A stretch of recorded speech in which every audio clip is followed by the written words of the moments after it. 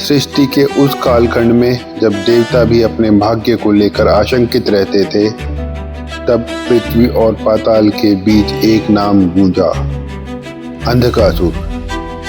कहते हैं अंधकार केवल आंखों का नहीं, कुछ अंधकार मन में जन्म लेते हैं और वही अंधकार सबसे भयावह होते हैं।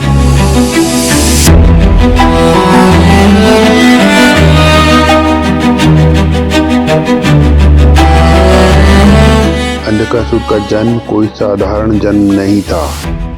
एक बार मंदराचल पर्वत पर माता पार्वती ने खेल खेल में भगवान शिव की आंखें पीछे से ढक दी।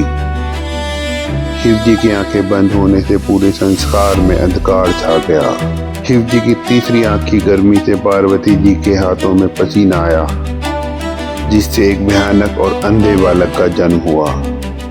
क्योंकि यह अंधकार में पैदा हुआ था, इसलिए इसे अंधक नाम मिला।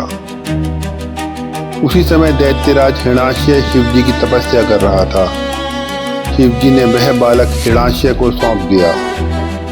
हिरण्याक्ष ने उसे पुत्र मानकर पाला और उसका नाम अंधकासुर पड़ा।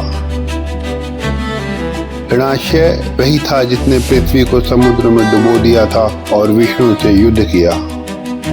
जब हिरण्याक्ष मारा गया तब उसका पुत्र बहुत छोटा था। बालक अंधकासुर जन्म से ही नेत्रहीन था। उसके लिए संसार केवल आवाजों, स्पर्श और मन की कल्पनाओं से बना था। उसकी मां ने उसे छिपाकर पाला, लेकिन नियति से कोई नहीं बच सकता। देवताओं और दैत्यों के युद्ध में अंधकासुर अनाथ हो गया। उसे दैत्यराज बलि ने अपने आश्रम में शरण दी।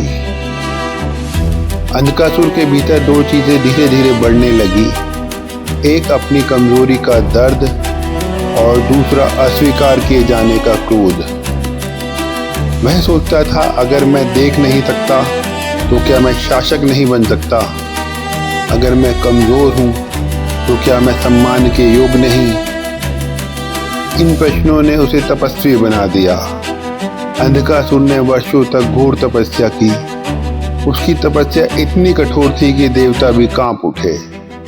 अतः स्वयं ब्रह्मा प्रकट हुए।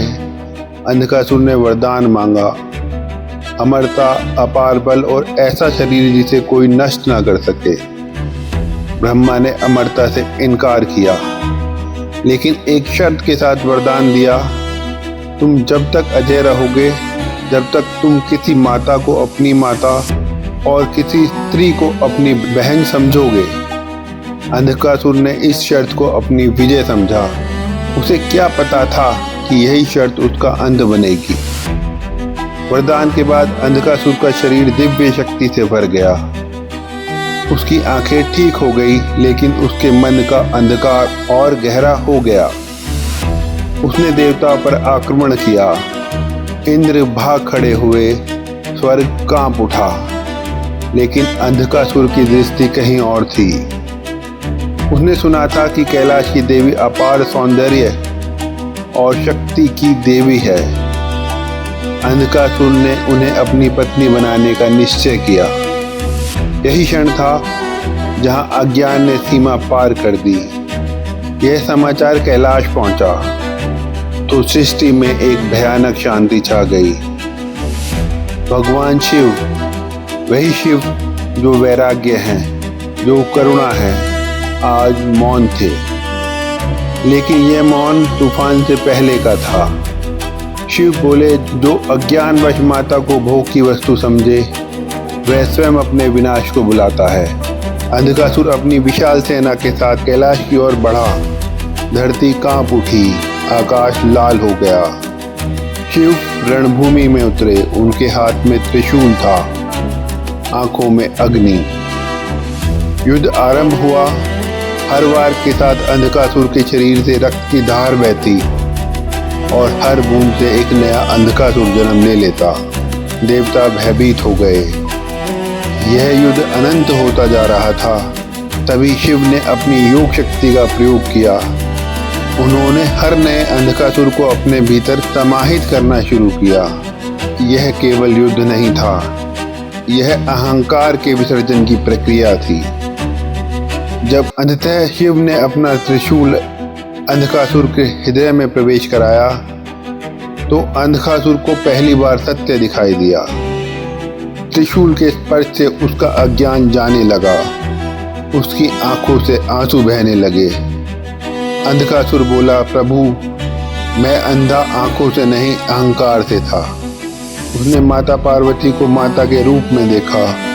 उसी क्षण ब्रह्मा का वरदान पूर्ण हुआ। शिव ने मुस्कुराकर कहा, जहाँ अहंकार समाप्त होता है वहाँ मुक्ति आरंभ होती है। शिव ने उसे नष्ट नहीं किया, उन्होंने उसे मुक्ति दी। अंधकासुर शिव गणों में स्थान पा गया। यह कथा केवल युद्ध की नहीं, यह कहानी है शक्ति बिना विवेक के विनाश बन जाती है। भक्ति जब अहंकार से मिलती है तो अंधकार जन्म लेता है। और शिव वह हैं जो नष्ट नहीं करते बल्कि रूपांतरण करते हैं।